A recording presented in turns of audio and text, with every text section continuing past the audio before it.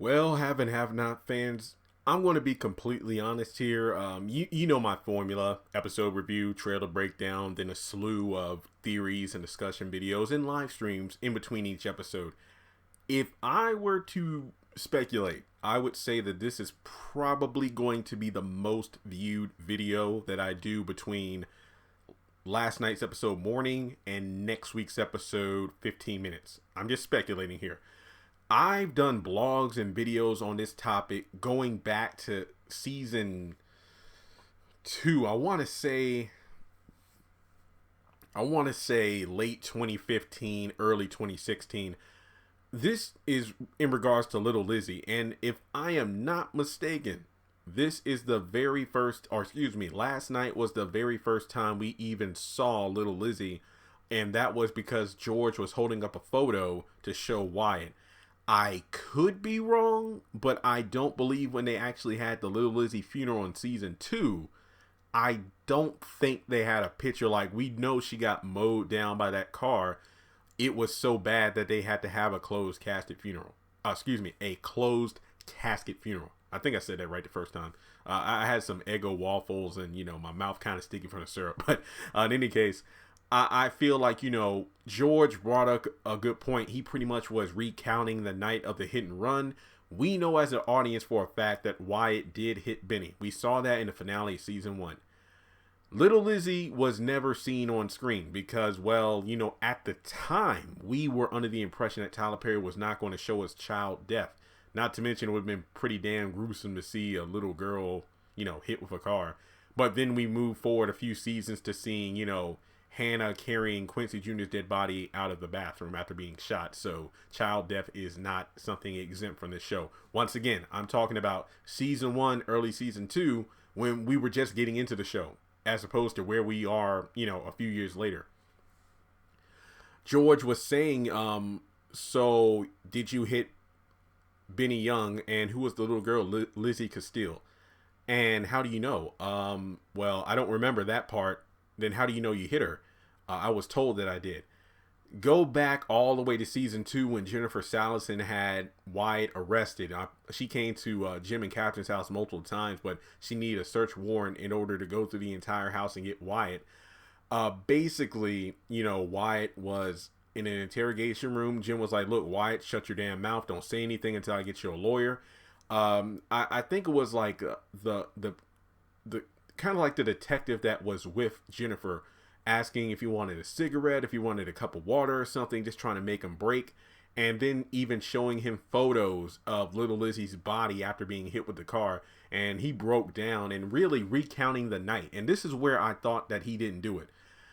He pretty much explained that while he was at the crack house, little Lizzie's mother was there, pretty much Michael's daughter, and Michael is little Lizzie's grandfather. They're at the crack house. He came in there, and I think little Lizzie's mother told the Reverend Waters and the policeman, what happened. It was pretty much, oh yeah, this guy came in here with nice clothes, pretty much like he was from the upper class part of town, and a few guys jumped him trying to mug him because, once again, Wyatt was at a crack house on the have-not part of town. So basically, for a have to come there, they would assume he had money and whatnot, so they would jump him. And moving on even further, I believe, and I could be wrong, but I did rewatch this clip before doing this video. Wyatt was recounting the details of trying to get out of the house because these guys were jumping him. And the car, okay, so he said that he got into the car and drove down the road, turned around and came back up the street again. But there were a couple of guys who were holding on to the back of the car. And then he eventually left. And then he recounts hitting someone, leaving in the road for dead, Benny Young, and then parking the car somewhere he doesn't know where, and then going back to his parents' house. And then from there, we know that Veronica found the car and then had it hidden at the tow yard until eventually Candace bought it for Benny. Two things. Number one, during the trial in last night's episode, Wyatt said it was his car. I was talking with a couple of fans there, and they were saying the writers probably forgot, and I think Wyatt may have been covering for Jeffrey because, remember, it was the black sedan that was Jeffrey's car going back to towards the end of season 1 when Wyatt tricked Jeffrey into revealing he was gay. He pretty much, took Jeffrey's car keys and split the scene. After he said he was going to see Jeffrey's parents to tell him he was gay, Jeffrey took a golf club and knocked him out, but then he got back up, and then instead of going to the parents, he went to the crack house.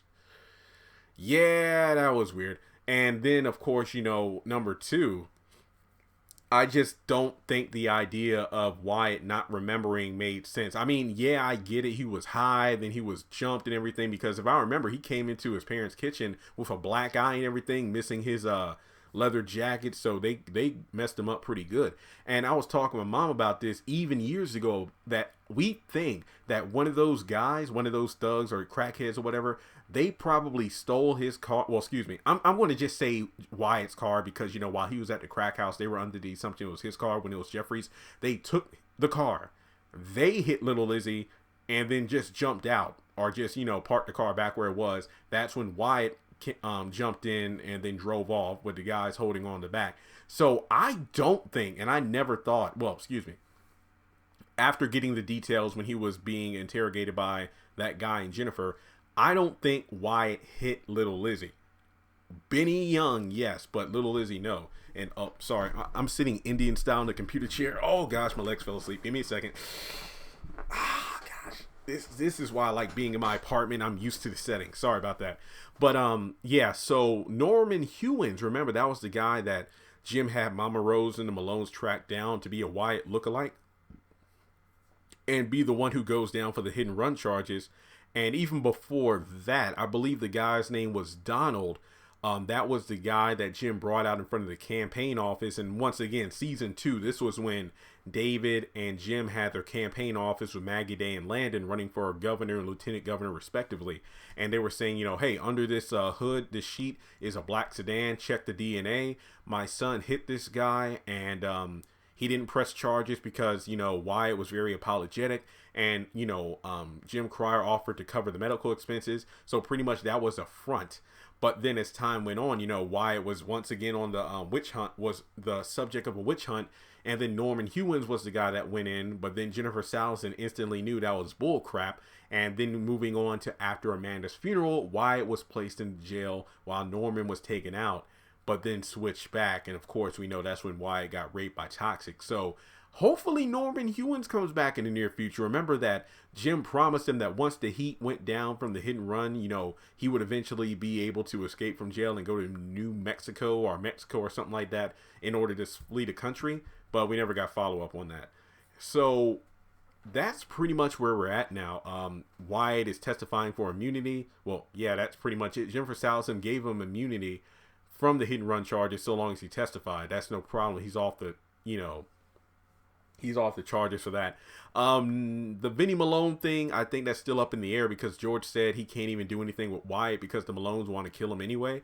So kind of like Benny being off for the Vinny situation because it's been cleared up that he had nothing to do with it. He's still, in trouble about the interest money. Same thing with Wyatt, immunity from the hit and run because he testified, but still up in the air about what's his fate after, the Vinny situation. So in reality, I don't think that Wyatt hit little Lizzie.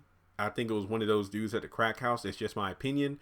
Let me know your thoughts on this subject in the comment section below. And with that being said, looking over my notes here, like I said before, I am speculating that this is probably going to be the most watched video that I do this week. I really do like the fact that we're getting some older details brought up. We haven't heard of Little Lizzie in a while. Does this mean we'll see the return of Michael and his daughter, aka the grandfather and father of Little Lizzie, just so they can get closure? The same thing could be said about Erica's parents and her children, Melissa's mother because Melissa's dead, Tony and the kidney. I got a video coming up on that soon about, Tony himself, and I'm maybe Celine too. I mean, we know that her and Quita will be coming back in season 7, but I might try to squeeze in a Celine video in the near future. But going off of my paper in front of me, I think that about does it for this video. I just really hope that we get some closure soon. I really want to see a trial or court case about the Quincy Maxwell murder. There ought to be an entire season dedicated to these court cases. I might seem boring, but I think that would be one of the best ways to, and again, speculation here, one of the best ways to round out the series, just to have people going down for these crimes, because we can bring back old characters we haven't seen in a while and talk about story points that haven't been touched upon since like 2015 and go on from there. But those are just my thoughts on this. But once again, let me know your thoughts. Do you think that Wyatt hit little Lizzie? Do you think that the writers forgot that the car was actually Jeffrey's, or do you think that Wyatt was just trying not to overcomplicate things and bring Jeffrey into the mix by just saying it was his car? So yeah, that's really all I got to say about it. And the halves, can they make it out of this mess? So once again, everybody, thanks so much for tuning in. Just by you listening to this video and hitting that thumbs up button and commenting and sharing, that means a lot to me. That's like, you know, just a electronic high five between friends. So thank you all so much. Are there any other theories or anything you want me to either debunk or discuss on the channel? Feel free to let me know in the comment section below. And as always, I'll talk to you next time. Thanks so much for making it to the end of this video. Be sure to click the thumbs up button if you like what you just saw. And if you have anything you would like to add to the video itself, go down to the comment section below and type out your thoughts. And I also have social media related to the haves and the have-nots: Twitter, Instagram, Facebook page, Facebook group. Links to everything will be in the description below. And if you like action figures, video games, and trading cards, I have an eBay store as well where there's free shipping on everything. But I also have a second YouTube channel that I'm working on where I talk about things that are non-Tyler Perry related, such as anime, superhero shows and movies, music, pop culture, and sometimes political news depending on what the circumstances are. Be sure to check out that channel as well. In the top left hand corner, you should see a picture of Candace Young. You can click on her to subscribe to the Haves and the Have-Nots review. We're trying to get to 100,000 subscribers. And if you like the video you just saw, be sure to check out the other two videos that should be popping up on the right hand side. Trust me, if you like this video, you'll love them too. Once again, thanks so much for visiting my YouTube channel, and I'll talk to you in the next video.